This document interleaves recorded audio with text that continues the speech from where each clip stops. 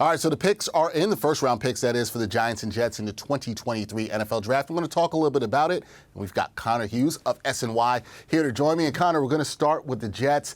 They take Will McDonald, edge rusher out of Iowa State, with the 15th pick. What did you think of that move? Well, they're fired up about it. I know that. I mean, the Jets are pretty excited about it. They see a guy who brings a different element to their defensive line that they don't necessarily have. You know, in Jermaine Johnson, Carl Lawson, John Franklin Myers, those are more powerful bull rush type guys.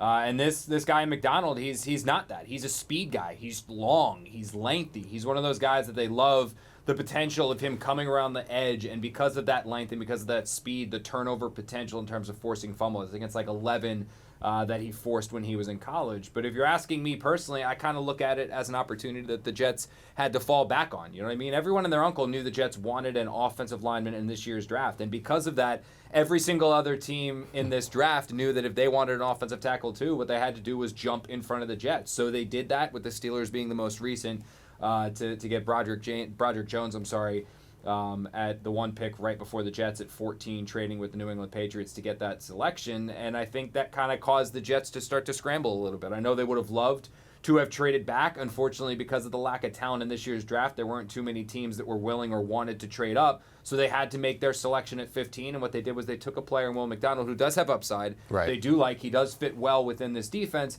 But he's probably a guy that you talk to most NFL draft analysts, and I'm not claiming to be one, but the ones that I do talk to right. say that he is a second-round pick, late first-round pick, and the Jets took him at 15. So I think it was a little bit of a reach. But look, if the kid develops into a pretty good player, well, you know, it's going to be a good selection. But right now, I'm not super, super high on it, just because of the other needs that I think the Jets had that would have been better addressed at that spot. All right, so we'll get to that a little bit later. But when you look at the Giants, right, they move up one spot in a trade with the Jaguars to take Deontay Banks, the cornerback, out of Maryland.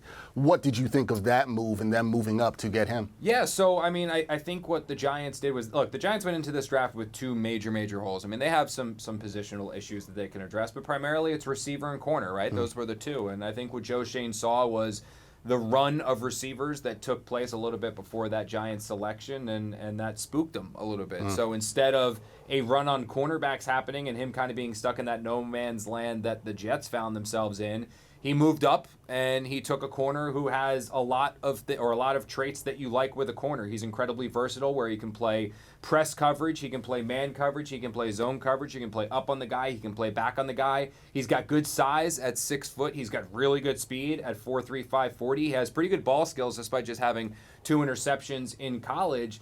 And I think the only real drawbacks of him when you talk to people that scouted his tape is that they just say he's a little inconsistent. You know, he dealt with giving up some big plays at Maryland, had some penalties at Maryland, but there's so much potential there, so much raw potential there, that Wink Martindale gets his hands on this kid, and he's going to have the ability to develop him into a legitimate big play cornerback, potentially a guy that could be like your number one cornerback on a defense, and you pair him with a Dory Jackson, someone who's going to learn behind now, and I think there's a lot to like there with the selection for New York. And that was obviously a need for the Giants to try to address a cornerback. Obviously, a lot of talk about what they needed to do a wide receiver. So with that being said, when we look at both teams, you talked about the Jets, right? The fact that we knew that they needed offensive tackle. They're not able to get one here. The Giants are able to find their corner that they like with the 24th pick.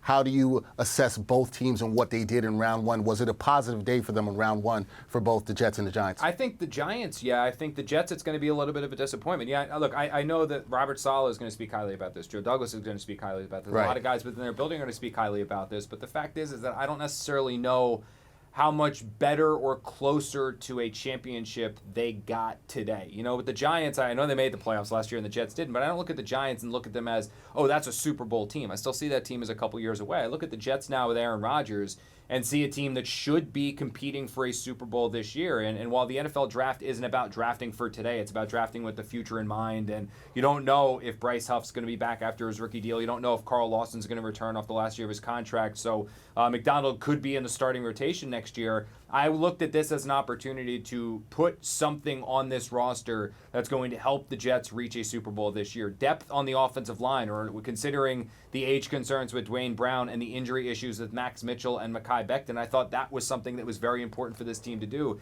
If they didn't do that, I love the option of adding another playmaker on this offense for Aaron Rodgers to play with, a tight end, a receiver, something like that. I thought those would have been better options for the Jets, but they went a different route. Their board obviously didn't align that way, so they got Robert Saleh, another pass rusher to deal with.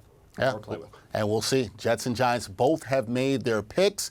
We'll see how it all pans out. Like you said, sometimes drafting for the future. Sometimes you also want to see if you can help your team right now. We'll see how that all plays out for both teams. That is Connor Hughes, SNY, insider, contributor, the best. Thank you, Connor. Appreciate it, man.